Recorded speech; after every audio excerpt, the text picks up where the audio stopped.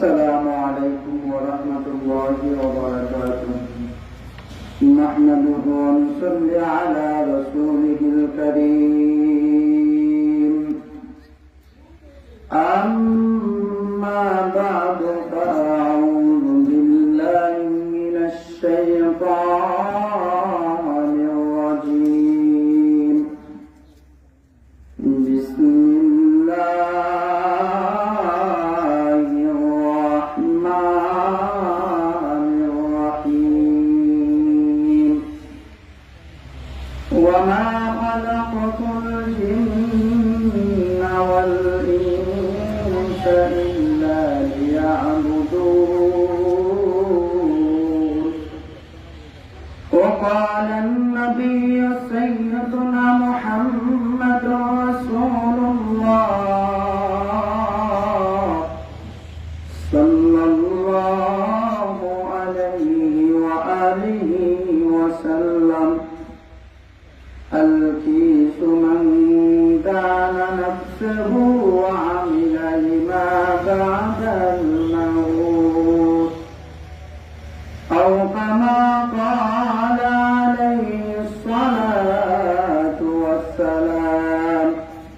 صلى الله على سيدنا ومولانا محمد وعلى آله وصحابه وسلم.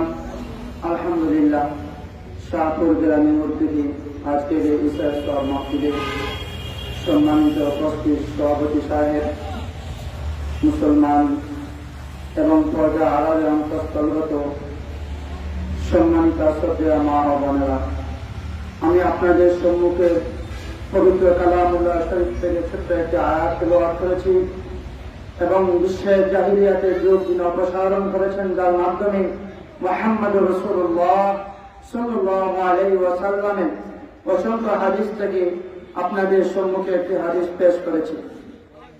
আল্লাহ সুবহানাহু ওয়া তাআলা আপনাকে আমাকে এই দুনিয়ার মধ্যে সৃষ্টি করেছেন। দেখেন, বর্তমানে আমরা আছি এমন একটা, আমাদের আগে যুগ ছিল আমরা দুনিয়ার মধ্যে ছিলাম না, এখন আছি আমরা, আবার কিছুদিন পরে দুনিয়া থেকে বিদায় হয়ে যাব। তাহলে এই যে আল্লাহ সুবহানাহু ওয়া তাআলা আপনাকে আমাকে এই দুনিয়ার মধ্যে পাঠাইলেন, আল্লাহ তাআলার উদ্দেশ্য কি? আল্লাহ সুবহানাহু ওয়া তাআলা বলেন: ওয়ামা খালাকাতুল জিন্না ওয়াল ইনসা ইল্লা লিয়াবুদুন। ও দুনিয়ার মানুষরা ভালোভাবে শুনে রাখো, আমি আল্লাহ পাক রব্বুল আলামিন দুনিয়ার মধ্যে মানুষ এবং জিন দুইটা জাতকে বানাইছি। আমি আল্লাহ তাআলার ইবাদত বندگی করার জন্য ওদেরকে আমি আল্লাহ বানাইছি। আমি আল্লাহর ইবাদত করার জন্য। ওরা ইবাদত করলে তাদের লাভ কি? আমরা যদি বলি আল্লাহ, আমরা যদি এই দুনিয়ার মধ্যে আপনার ইবাদত করি, ওগো মাওলা, তাহলে আপনি আমাদেরকে কি দিবেন? আমাদের কি লাভ হবে? ও মুসলমান ভাই, আপনি দেখেন আপনার সন্তানকে নিজের জমি পর্যন্ত বিক্রি করে দেন, মানুষ থেকে টাকা এনে সন্তানকে বিদেশের মধ্যে পাঠান। উদ্দেশ্য কি? উদ্দেশ্য কি? ওই সন্তান দ্বারা আমার উদ্দেশ্য হলো, আমি হলাম একজন গরিব মানুষ, আমার নিজের জমিনটা পর্যন্ত বিক্রি করে সন্তানকে বিদেশের মধ্যে পাঠিয়ে দিলাম।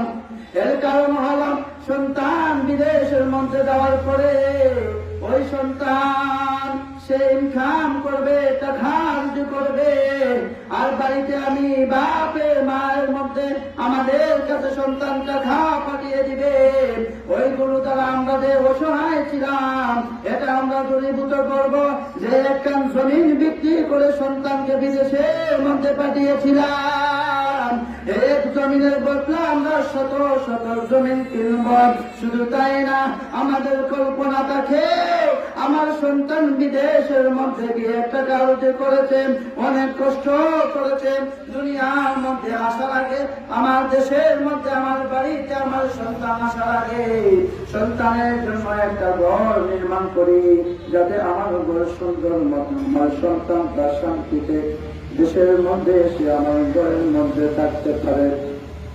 এ মুসলমান ভাই, শুধু ঘর থাকলে হয় না, ঘরের মধ্যে স্ত্রীও থাকতে হয়। শুধু ঘর থাকলে ঘরে সৌন্দর্য হয় না, ঘরের মধ্যে মানুষও থাকতে হয়।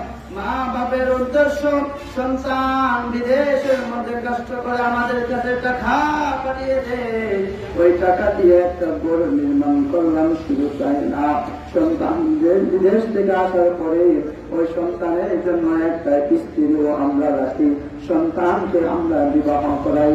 আল্লাহ তাআলা বলে, বান্দা দুনিয়ার মধ্যে তুমি যদি কষ্ট করে আমি আল্লাহ তাআলার ইবাদত বندگی করতে পারো, দুনিয়ার মহব্বত চাইতে পারো, আমি আল্লাহ তাআলা তোমরা মৃত্যুর পরে যখন আখিরাত দুনিয়া থেকে বিদায় হয়ে যাইবা, একটা জায়গা একটা স্থান আমাদের জন্য রেখেছি, যার নাম হলো জান্নাত।